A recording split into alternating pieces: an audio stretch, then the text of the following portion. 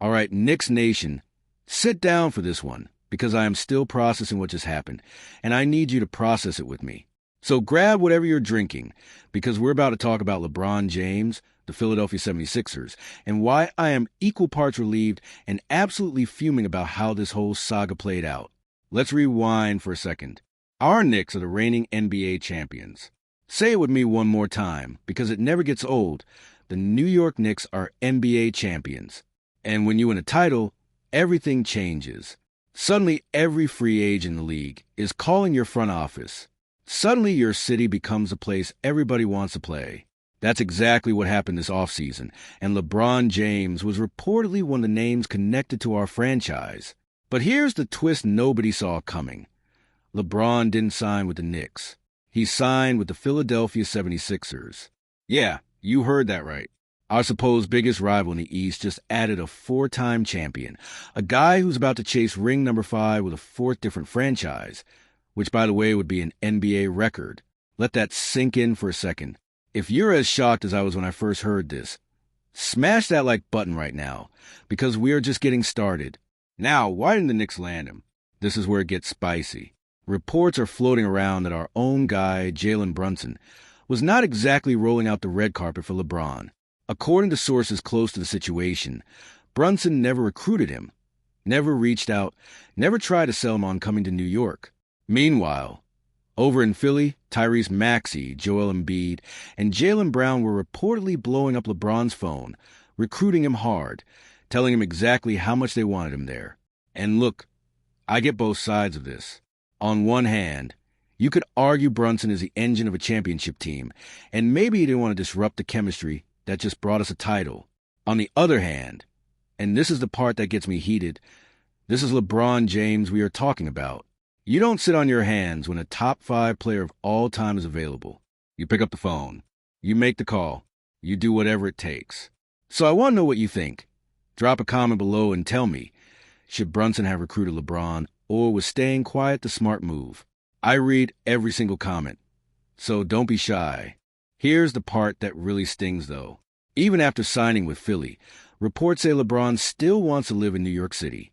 Apparently, the Sixers practice facility is actually located in New Jersey, not Pennsylvania, which puts him close enough to keep a residence in the city. So we get all the heartbreak of losing out on him. But he's still going to be walking around Manhattan like nothing happened. That is just adding insult to injury, folks. We had a real shot at making Madison Square Garden his final chapter, and instead, he's going to be a Sixer commuting in from New York. If that frustrates you as much as it frustrates me, hit that like button, and let's make sure this video gets seen. Now, let's talk basketball, because there's a game circulating in rumors that could be the most emotional night of the entire regular season.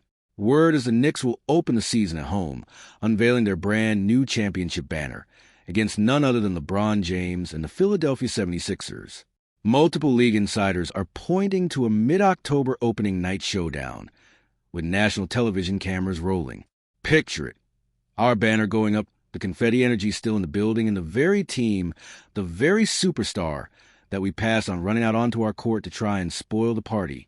I don't know about you, but that is exactly the kind of movie script revenge game the NBA loves to set up. And honestly, good. Let him see what he missed. Let him stand on our floor and watch that banner rise knowing he could have been the one under it. If you're already circling that date on your calendar, comment down below with what you think the final score is going to be. I want predictions. Let's get a real conversation going in the comment section. There's also chatter that the league might pair that game with another marquee matchup on opening night, something involving San Antonio and Oklahoma City, giving the NBA a stacked doubleheader to kick off the year. But let's be honest, nobody's tuning in for that second game if our banner-raising showdown with LeBron is on the schedule. That's the real main event. So where does this leave us as Knicks fans? Look, I'm not going to sit here and pretend I'm not a little salty that we didn't land LeBron James. Of course I wanted it. Every fan wanted it. The idea of LeBron finishing his career in a Knicks uniform at Madison Square Garden, the mecca of basketball, that's the stuff of legend. But I also have to be real with you. We just won a championship with this roster. We don't need to blow up a winning formula to chase a superstar in the twilight of his career. Sometimes the boring, disciplined choice is a right choice, even if it stings in the moment. But I will say this. The fact that Jalen Brunson reportedly didn't even try, that part bothers me. Not because I think we needed LeBron, but because I want to know that our locker room is hungry, that our guys want to add every possible advantage to defend that title. If the reports are true and Brunson genuinely didn't want him, I want to hear the reasoning. Was it chemistry? Was it ego? Was it something else entirely? Type your theory in the comments. I'm genuinely curious what you all think is going on behind the scenes. Either way, mark your calendars for opening night, because that game is going to be pure theater. Our banner going up, LeBron in the building wearing the wrong jersey, and a Knicks team that has nothing left to prove but everything to protect. That's appointment television, and I will absolutely be doing a full breakdown the second the game ends, win or lose. Before you go, I need you to do 3 things for me. First, smash that like button if you're as invested in this Knicks-Sixers rivalry as I am. Second, drop a comment telling me your prediction for opening night. And don't hold back. I want bold takes.